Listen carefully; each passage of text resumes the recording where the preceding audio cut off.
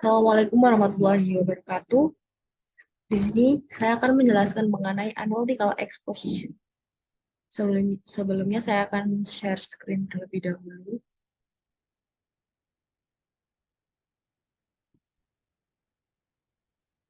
Nah, kita akan belajar lebih dalam mengenai analytical exposition.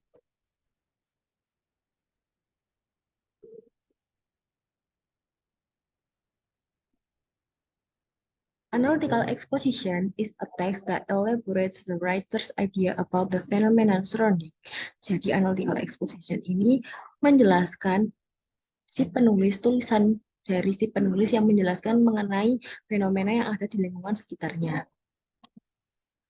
Adapun social function of analytical exposition, yang pertama, to persuade the reader that the idea is important matter, and to analyze the topic that the thesis or opinion is correct by developing an argument to support it. And where to find analytical exposition? Analytical exposition biasanya ditemukan di scientific article, jurnal, magazine, dan yang terakhir adalah di editorial. Scientific journal itu apa? Scientific journal itu jurnal yang biasanya kita cari di Google Scholar bisa. Yang untuk magazine itu adalah majalah, dan yang terakhir editorial itu adalah tajuk rencana atau yang biasa kita tahu itu adalah koran. Adapun purpose of analytical exposition, pertama, to persuade the reader that the issue is an important matter.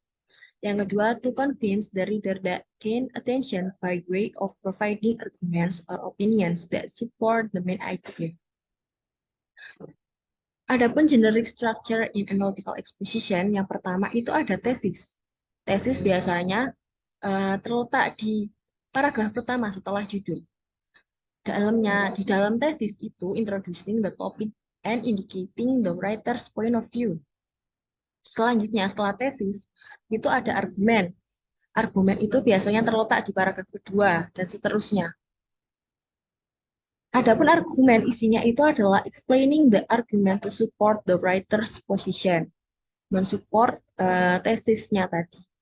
Kalau yang terakhir itu ada reiteration. Reiteration itu biasanya ada di paragraf terakhir dari analytical exposition. Isinya, restating the writer's point of view to strengthen the thesis. Jadi, di analytical exposition, generic structure-nya itu ada tiga. Yang pertama ada tesis, kedua ada argumen, dan yang terakhir adalah reiteration. Biasanya reiteration ini di beberapa tulisan itu namanya conclusion atau reiteration. Di sini saya memberikan contoh generic structure. Kita menganalisis generic structure di suatu tulisan analytical exposition. 5 drinks to help you lose weight. Itu di paragraf pertama itu ada tesis. Paragraf kedua, ketiga, keempat, kelima, dan keenam itu adalah argumennya. Sedangkan yang terakhir itu adalah reiteration. Bisa kalian baca sendiri. Adapun language feature dari analytical exposition, yang pertama using simple present. Simple present itu pasti ada to be-nya, is, am, are. Yang kedua ada verb 1. Kalau yang he, she, it itu ditambahi is atau s. Jadi kalian pelajari sendiri. Yang kedua ada using expression of stating opinion. Pasti ada, kan kemarin kita belajar mengenai asking and giving opinion.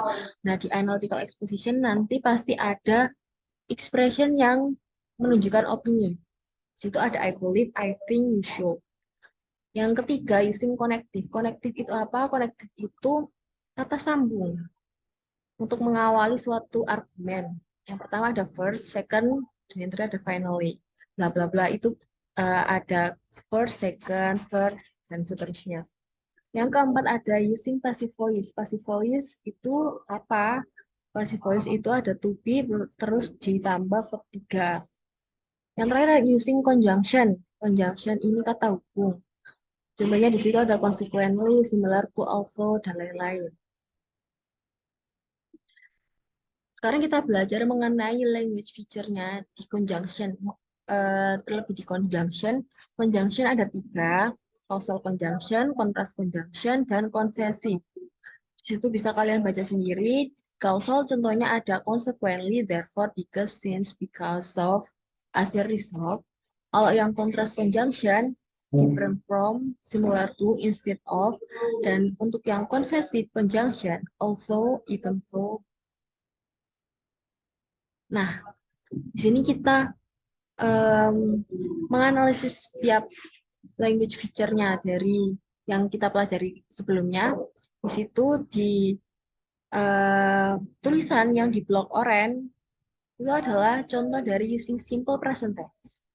Kalau yang di blok ungu ini enggak sih, biru biru biru gelap itu connective, contoh dari connective, using connective.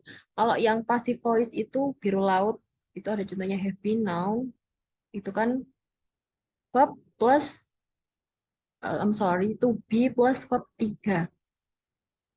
Kalau yang warna hijau itu expression of stating opinion. That's all about my explanation. Kalau ada pertanyaan mungkin bisa nanti tanya di grup WA. Terima kasih. Wassalamualaikum warahmatullahi wabarakatuh.